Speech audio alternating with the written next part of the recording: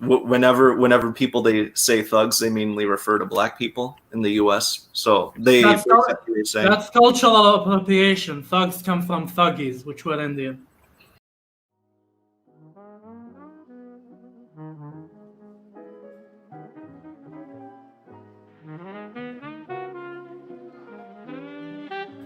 Speaking of the quarantine, we still have COVID-19 alongside everything that's going on right now in the States. Like, COVID-19 didn't just leave because the protests happened. And on top of that, I think, we'll talk about it later, I think another reason people are so pent up right now is because they're just releasing all this pent up energy and aggression from being locked in their houses from the quarantine before everything happened too. Well, let me tell you something funny.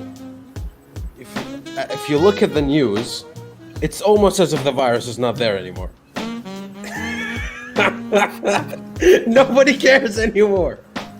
It's just protests, riots, peaceful fire here. Right. So this is either going to give a lot of people coronavirus or expose coronavirus as a hoax when all is said and done. I really hope it's the former. Personally, because a lot of coronavirus deaths, if you look at the stats, are from pre-existing conditions rather than corona itself. Yeah, much like George. Very funny CNN. Not too soon. Not too soon. On topic. No, here's the thing. I've been looking at this like almost for the last 3 days, just keeping up with everything. And here's my 2 cents on it. There are 2 ways to name this. It's either a riot or a protest. And I don't think either fit. I don't think people know what it is. And it really depends on what your political leaning is and what your what's your reaction to the event happened or was, to be more specific. And what I know is this. People are taking knees in apology, like police, instead of actually stopping the people who are causing property damage, are instead again bowing and apologizing instead of doing their jobs, which is keeping order. And I find that extremely odd. I find the reaction very slow, and while I do not like governments into jumping in with the National Guard, this is a situation where governments should jump in. Trump said it and Twitter censored him, right? When the looting starts, the shooting starts. And he was making a point there, which is okay, you can protest as much as you like, you just can't damage property, you can't loot. Yeah. And a lot of people are jumping in. I'll let you finish. A lot of people are jumping in on it, right? What they're doing is seeing this as an opportunity to cause mayhem.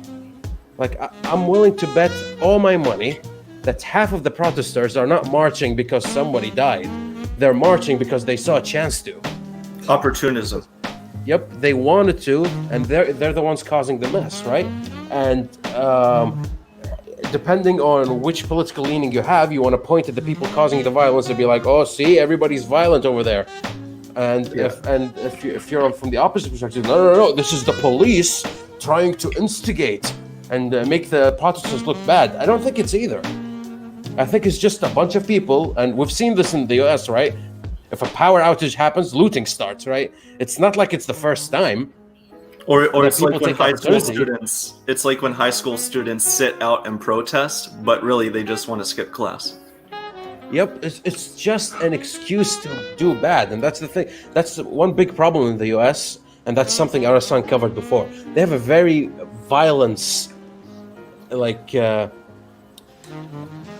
motivated culture. It's like violence is instigated within them. They want to get out. They want to do something, and they can't, right? And this is a perfect manifestation of it, in my opinion. The second somebody sneezed the wrong way, looting started. There is a deeper level to that observation. Yeah, I wanted to bring up another thing too about Trump's tweet.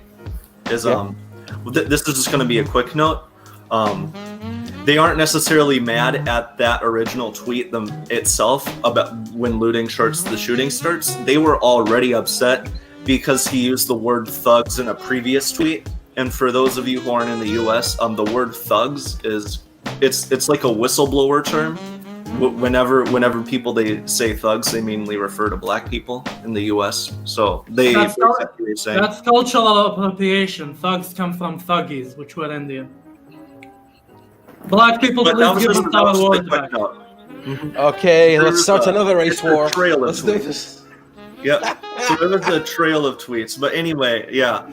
He signed an anti-internet censorship executive order because Twitter blocked his tweets. Yep. We're gonna get to Trump in a second. First, let's cover the matter at hand. Rabozovic, do your thing. What were you saying? Yeah, I didn't mean to cut you off. My bad. Yeah, no, it's fine.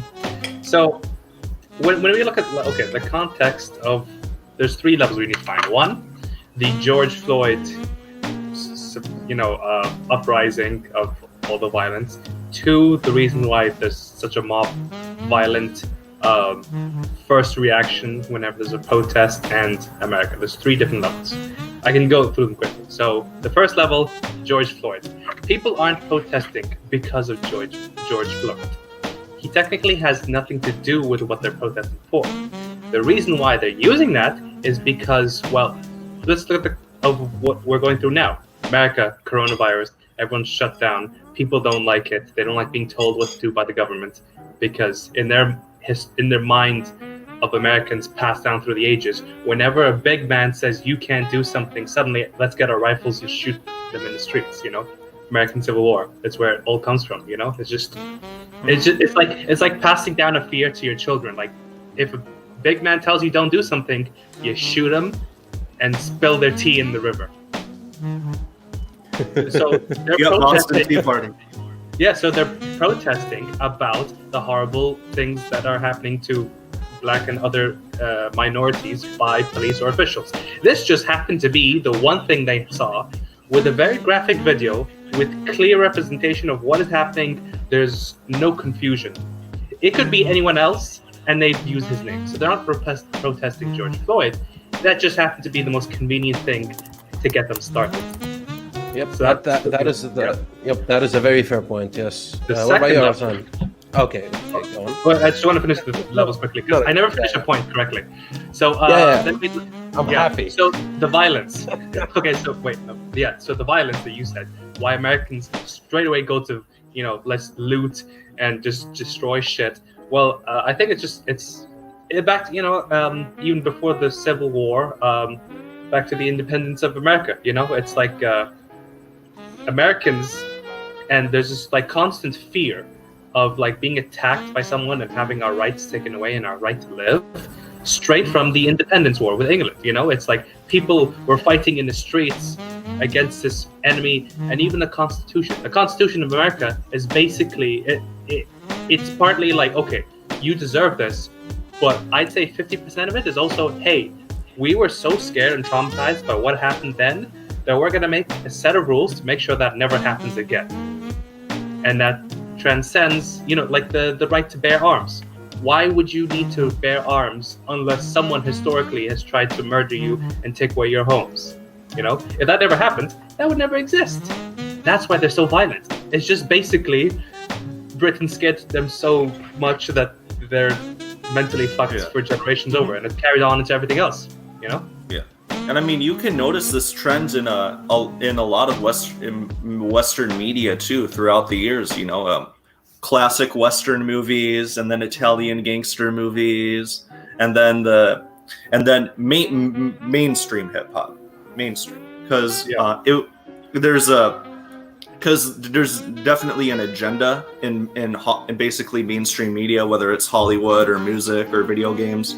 So there's always general content, and then whatever the mainstream is trying to pushing and what agenda is behind it.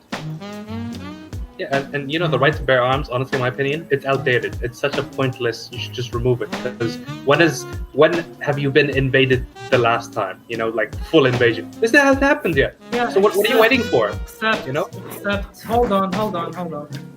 It's basically, this is the Karen argument when it comes to vaccines, which is, why do we need vaccines? Polio has disappeared. Yeah, it disappeared because of vaccines. Like, that's one thing. Another thing is that this has never been about invasion.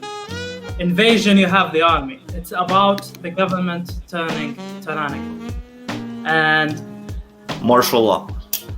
yeah, but you can say, well, how likely would martial law happen?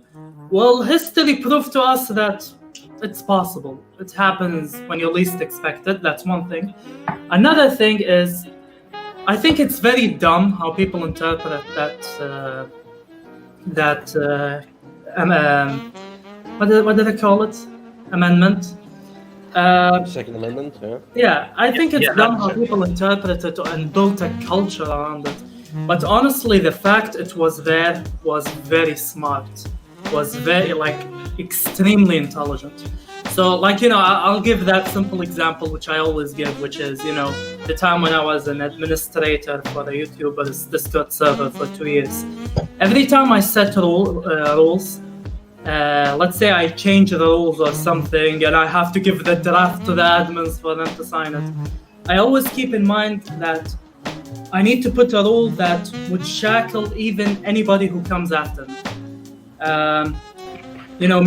Give them checks and balances into the future. So the fact that it was ratified was honestly very, very intelligent. And I don't think it's the Second Amendment alone. We can't just look at it and be like, oh, guns. Again, Switzerland also has guns. They don't have a problem. The problem is the culture. The problem is, like I told you, the guy who I blame the most for school shootings is Clint Eastwood. Because it's embedded in the culture. The cowboy outlaw who takes things into their own hand, and that is the source, not the Second Amendment. In fact, the Second Amendment, I think it's a big achievement. Just the fact that someone would willingly shackle themselves and generations of leaders to come. Honestly, that's slightly revolutionary as far as democracy goes.